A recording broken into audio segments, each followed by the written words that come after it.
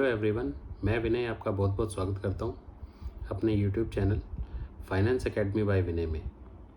आज का वीडियो बड़ा ही इंटरेस्टिंग है क्योंकि आज हम एक ऐसे आईपीओ के बारे में बात करेंगे जिसकी प्रमोटर को आप सब लोग जानते हैं, जो कि हैं Namita Thapar ji. Because I can't relate to the product, I'm out. Namita Thapar ji Shark Tank India में जज हैं और जनरली आप लोगों ने उनका वीडियो देखे होंगे या क्लिप्स देखे होंगे जिसमें वो जनरली बाकी बिजनेसेस ये कह के कि इस बिज़नेस में मेरी कोई एक्सपर्टीज़ नहीं है इसलिए मैं आउट हूँ। So I'm out. पे इतना एक्साइटमेंट नहीं है. So I'm out. इस वजह से मैं भी आउट हूँ. Thank you. तो आज देखते हैं कि क्या हमें इस बिज़नेस में जो ये इनका आईपीओ आ रहा है, क्या इससे हमें आउट होना है या इन होना है। अरे ये तो बिल्कुल सास बहू शो लग रहा है यार. Okay. तो उस वजह से I'm out. मैं भी आउट हूँ. इन्वेस्टमेंट के लिए मैं आउट हूँ. But एक बार इसका थोड़ा सा एनालिसिस कर लेते हैं। चलिए, थोड़े से डाटा हैं जो मैं आपके साथ शेयर करूंगा। इसका आईपीओ आ रहा है जो कि है 3 जून से 5 जून तक, और प्राइस बैंड होने वाला है 960 रुपीज़ टू 1008 रुपीज़, जो कि अपर बैंड है। और हमेशा याद रखना कि आपको अपर बैंड पे ही बिड करना है क्योंकि लोअर बैंड पे कोई स्टॉक मिलता नहीं है। लोअर बैंड पता नहीं सेबी ने क्यों दे रखा है, आज तक कोई शेयर मैंने तो नहीं देखा कि लोअर बैंड पे लिस्ट होता हुआ। कंपनी इसमें जो टोटल पैसा मार्केट से लेना चाह रही है और या अपने शेयर देना चाह रही है, उसका अमाउंट है 1952 करोड़, और जिसमें से 800 करोड़ फ्रेश इशू है। फ्रेश इशू क्या होता है? फ्रेश इशू वो पैसा होता है जो जनरली कंपनी में इन्वेस्ट होता है। और कंपनी में ये 800 करोड़ कैसे इन्वेस्ट होगा कि 600 करोड़ रुपए तो ये अपने डेट रिडक्शन में यूज़ करेंगे, क्योंकि कंपनी पे लगभग 2100 करोड़ रुपए का डेट भी है। और इसमें 1152 करोड़ रुपए का ओएफएस है। ओएफएस क्या होता है?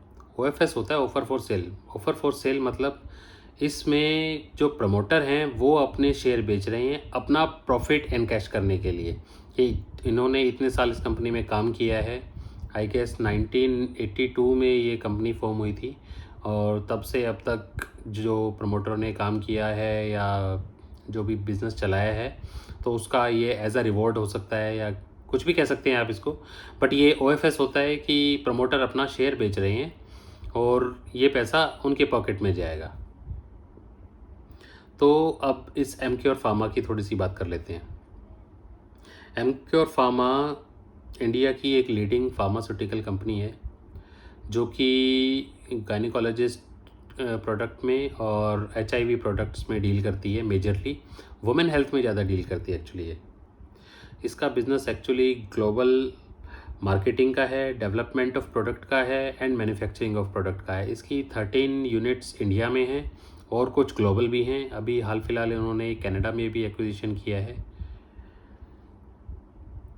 और वैसे इसका जो प्रेजेंस है वो 70 कंट्रीज़ में है, मोर देन 70 कंट्रीज़ में है।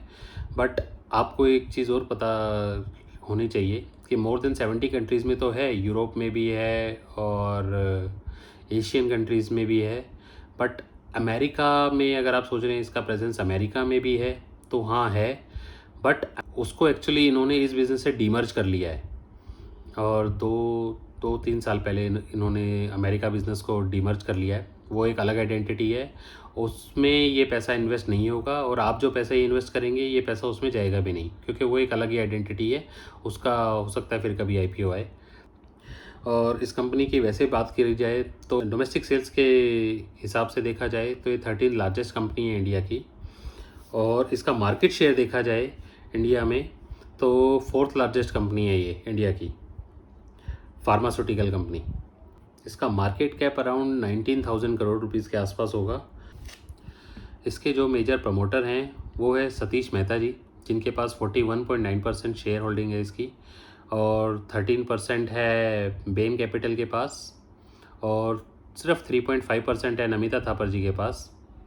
और भावना मेहता जी हैं, वो शायद इनकी भाभी होंगी, उनके पास है 5.2% इक्विटी।